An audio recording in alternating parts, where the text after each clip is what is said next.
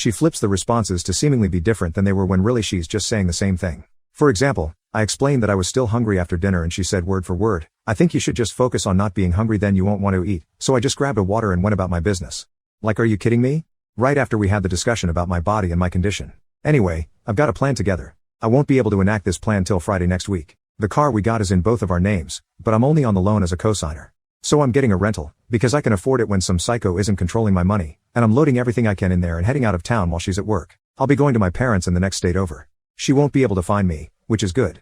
I'm so getting a new phone and number before I head out of town. I've got my direct deposit changed, new bank account, and while I'm at work I'm calling to get her off my credit card and everything. I'm waiting for the payment to post to the card from our joint account, well, sometime next week, so I'm not stuck with the balance that's on there. I'm also pulling what money is rightfully mine out of the account before I leave and then taking my name off of it. There's a significant amount in there. I'm cutting my losses on what I've already paid towards the wedding and everything else. I don't want that money to taint my new money. I'm expecting her to freak the hell out and blow my phone up, but I don't care. Just getting my plan together has been so liberating. On my way to my parents, I'm meeting a really good friend of mine, who's been here through this whole process, for lunch. Then on to my parents. I haven't even told my parents yet, so they don't know. I've got all these crazy ideas of things I want to do and will finally be able to do once I'm out, and it feels so damn good. I can't wait. I don't know if I'm more anxious to get back to who I was, or more anxious about her reaction. Either way, I don't care. I have to go. Final update, 8 more days later. A few have already asked for updates, so here it goes.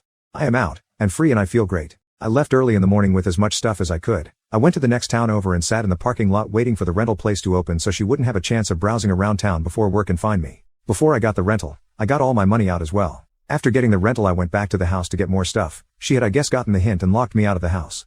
But I got all my important and expensive stuff out, so that's good. I went back to the bank, and got a printout of all the transactions from the joint account, and I was immediately pissed off. I had to ask for medicine, but there were so many Amazon charges for going out to eat, transfers of money to different accounts and everything. But I had to ask to spend $4 on medicine for a sinus infection. It looks like she was transferring money so I couldn't track it all. I gave the printout to my friend so she can get me a spreadsheet together to track everything easier.